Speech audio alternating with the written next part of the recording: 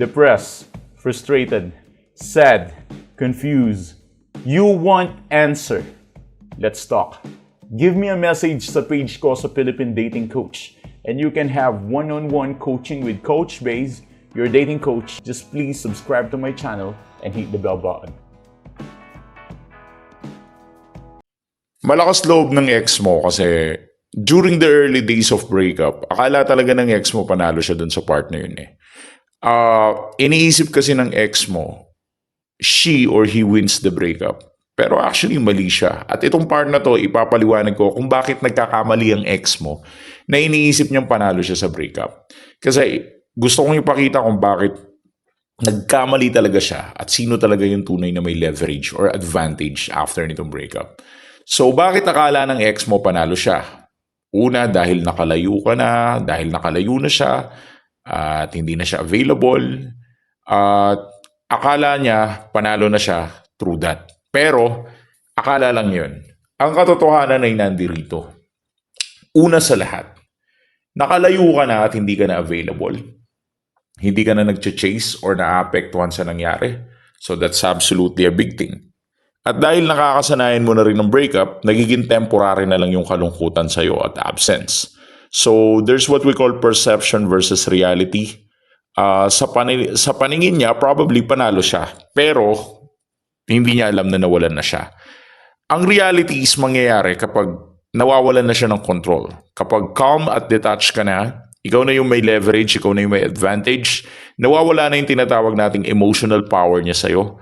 Yung pagkapanalo niya, nagiging illusion na lang niya. Hindi dahil nakukuha niya yung control or attachment mo. So there's what we call psychological shift. Siya na yung mag-overthink at hindi na ikaw. Saan part ba nangyayari to? Sa early days kasi ng breakup, lagi ko itong pinapaliwanag, attraction decreases. Kasi hindi ka naman iiwanan yan kung hindi ka talaga attractive. Like for example, sabihin natin na may problema kayo about family, about money, about third party, whatever the reason is. There's only one reason kung bakit ka iniwan ng ex mo. And that's absolutely, let's admit it, attraction. Yun lang yun. You're not enough.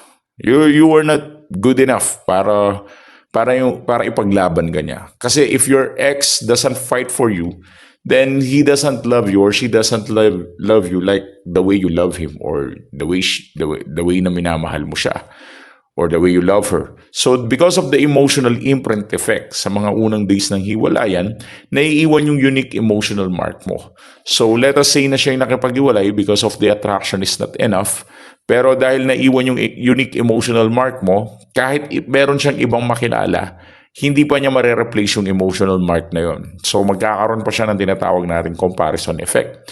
Yung tipong kahit may bago na siya, naiisip ka pa rin niya. At kahit may bago na siya, kapag nagko-compare siya, lagi kang panalo sa comparison niya. Kasi mas sanay siya sa practice na kasama ka kumpara sa kasama yung bago niya. Kapag nagkaroon na siya ng bago, hindi niya may iwasan na magkaroon ng comparison, lalo na kung mas nasanay siya sa presence mo kumpara sa bago niya. And at the same time, yung kasing comfort niya na makasama ka, yun yung pinaka-importante.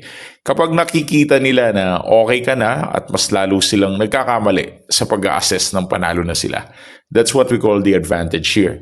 So, nare-realize lang ng ex mo na mali na siya kapag nawala ka na. And that's the problem. Dahil ayaw mong mawala, dahil naghahabol ka, dahil alam niyang nandyan ka pa rin, nakikita ka pa rin niya sa optional at nakikita ka pa rin niya sa available. And because of that availability, it gives you this advantage. Dahil hindi niya marirealize yung pagkawala mo hanggat hindi ka talaga nawawala completely. Does that make sense? Kumbaga, imposible naman atang ma-realize ng ex mo na mali siya kung chat ka ng chat at nakikipag-usap ka pa rin sa kanya. Kailangan niya munang ma-realize na mali siya kung gusto mo man siyang makausap. Pero depende pa rin sa sitwasyon yon, as I said. Kaya hindi mo kailangan magparinig or mapakita ng galit agad-agad. Ang kailangan mo lang is strategic silence and what we call psychological tension sa ex mo. Kapag hindi ka na kasi affected, mas lalong mababaliw yan internally. Mula sa illusion na panalo siya, magiging curiosity yun tsaka regret. So, overall, parang ang pinakamagandang gawin mo lang muna is let her experience the breakup. Hayaan mo siya ma-experience niya na wala ka. Marami akong clients at subscribers na nagtatanong, para yatang ipaparamdam ko sa kanya, coach, na malaya na siya pag Parang hindi ba siya mas lalong lalayo kapag pinatakbo ko na talaga siya palayo? Hindi ba mas lalo siyang sasaya kasi hindi na ako naghahabol yan. Ayun, masaya na siya ngayon, hindi na ako naghahabol. Di ba? No. Hindi siya magiging masaya talaga kapag hindi ka na naghabol. Ang ganito kasi ang mangyayari. Kapag nanatili ka naghahabol, or kahit sabihin na nating nasasakal na siya sa paghahabol mo, at least, nandyan ka, di ba? Parang she can count on you. Nakikripihan na nga siya sa'yo eh. Sunod ka pa ng sunod sa kanya. Parang nagkakamap ka na sa creepy guy or sa creepy girl na sunod ka na sunod sa kanya, which is okay lang yun. May pagmamalaki pa niya sa sarili niya yun na mahal mo siya eh. Hanggat hindi niya na-experience yung true breakup, hindi niya marirealize yung katotohanan na wala ka na. So, hindi ba siya mas lalong lalayo pag hindi mo na siya kinausap? Ang sagot ay hindi. Siyempre, gusto yung tanong, bakit? Kasi, ang katotohanan niyan, hindi siya sigurado sa nararamdaman niya. Your ex is not probably sure kung masaya ba talaga siya o hindi na naghahabol ka. Basta isang bagay lang ang katotohanan. Pag nahahabol ka, na-validate mo yung feelings niya. Nafe-feel niya na nandyan ka lang. Nafe-feel niya na safe siya, whether nakakasakal yung paghahabol mo or hindi. Pero at least, alam niya sa sarili niya na patay ka. Alam niya na she or he can count on you. Pwede siyang lumapit sa'yo anytime na mag-fail siya sa bago niya or anytime na mag-fail siya sa bago niyang plan. Pwede siyang lumapit sa'yo. Alam niyang nandyan ka lang naghihintay, di ba? So it's literally and super clear to her or to him na nandyan ka lang. And that clarification sa kanya, kahit nakakasakal pa yung way ng paghahabol mo, that gives her validation, not respect. Dahil sa validation na yun, hindi ka nire-respeto. Yung validation na yun, sobrang big deal yun kung alam nyo lang. Kasi iba yung attraction sa partnership kumpara sa dating. Hindi naman kayo nasa dating stage eh. Nasa state kayo or sa stage kayo ng relationship talaga na nag-break apart, di ba? And dahil sa breakup na yun, na-experience mo yung breakup habang yung ex mo, hindi niya na-experience yung breakup. Bakit? Na-experience mo yung breakup kasi wala na siya.